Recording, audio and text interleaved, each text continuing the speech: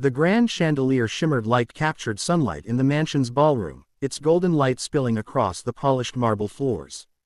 The air was thick with the scent of roses imported from Paris, and every guest was dressed in the kind of elegance that spoke not just of wealth, but of privilege. At the center of it all stood Adrian Maroro, a millionaire known for both his fortune and his flair for theatrics.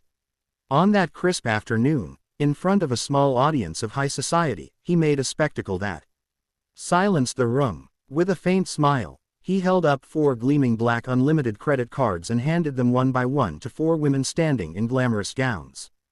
Gasps echoed and eyes widened at the display of power and excess.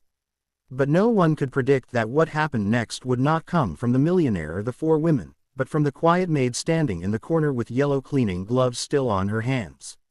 If you believe in kindness, second chances, and the hidden strength within ordinary people, please take a moment to like, comment, share, and subscribe to Kindness Corner. Your support helps us bring more powerful, heart-touching stories to life. Adrian Maroro had lived his life believing everything had a price. Born into wealth, his days were filled with board meetings, art auctions, and extravagant dinners where the rich competed in silence over who could appear most untouchable. Yet beneath his confident smile lay a loneliness he never admitted. The 4 women he had invited that day, Isabel, in scarlet, Marcia in black, Clarice in gold, and Selena in deep navy, were all accustomed to luxury, each vying for a piece of his attention. Each believing that charm and beauty would win his heart. For Adrian, however, the gesture of giving them unlimited cards wasn't about love. It was about control, about seeing who would shine brightest under the weight of endless wealth. But among the polished marble, the silk gowns, and the glittering chandeliers, one figure did not belong. Her name was Sophia Levine, the maid who had worked quietly in Adrian's mansion for nearly 2 years. She wore a simple uniform, her brown hair tied back neatly, her eyes downcast whenever guests were present. To most, she was invisible, just another part of the staff whose presence was taken for granted. Yet Sophia carried a heaviness that wealth could never measure. She was a single mother, raising her 8-year-old son, Elias, after losing her husband to an accident in a factory where safety was overlooked in pursuit of profit. She worked long hours, often skipping meals so that her boy could eat, and saved every coin she could in the hope of one day giving him a better life. When Adrian's hand swept the air theatrically, and the women gasped at their unlimited cards, Sophia was in the corner, quietly collecting glasses left on a side table. Her heart tightened as she watched, not because she envied the women, but because she couldn't help but think of how many children went hungry that night in the city while so much wealth was tossed around as a game. She tried to push the thought away. Maids were not supposed to think, only serve. Yet Adrian's eyes caught hers for a fleeting second, and something shifted. The 4 women clutched their cards with gleaming eyes, whispering excitedly about what they would buy. One dreamed aloud of a villa in the south of France, another of jewels that could rival queens, another of an endless wardrobe of couture. The room buzzed with superficial delight. But then Adrian, curious and almost mischievous, turned his gaze back to Sophia. He smirked and asked, "And you, maid, what would you do if I gave you one of these?"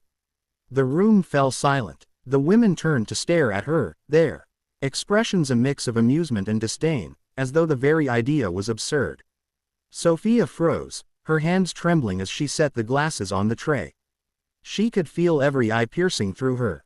Her instinct was to bow her head and say nothing, to fade into the background as she always had. But then she thought of Elias, his thin frame, his hopeful eyes, the way he asked her why other children at school had so much while he had so little. With a deep breath, Sophia raised her eyes, and for the first time, her voice did not carry the weight of servitude, but of truth. She said she would not take the card for herself. Instead, she would use it to open a shelter for children who had no home, for mothers who had no place to go after being abandoned, for the hungry and the lost who wandered the streets with nothing but despair. She spoke of creating a place where laughter could return to those who had forgotten what it sounded like. Her words were not rehearsed, not polished like the speeches of the wealthy, but raw, trembling, and real. The silence that followed was heavier than gold. The 4 women shifted uncomfortably, their cards clutched tightly to their chests, as though afraid someone might take them away. Adrian's smirk slowly faded, replaced by something unfamiliar even to him. He had expected greed, perhaps a desperate plea for escape, but instead he found sincerity that cut deeper than any jewel. In that moment, the chandelier above seemed to shine brighter, as though the light itself was listening. The women laughed nervously, trying to dismiss Sophia's words. But Adrian less than greater than S mind was elsewhere. He remembered his own childhood, the cold halls of privilege, where warmth was measured only in money, never in love. He realized that in all his years of excess, not once had he given without expecting something in return. Yet here was a maid with nothing, offering to use wealth not for herself, but for the forgotten. Days passed after that evening, but Adrian could not shake Sophia's words. The women flaunted their new cards, boasting of trips and luxuries, but their laughter sounded hollow. Adrian found himself visiting the quarters where Sophia lived within the mansion, asking her about her ideas. She hesitated, thinking it was mockery, but slowly she shared her vision. An abandoned warehouse she passed on her way home, a place she dreamed could be turned into a haven.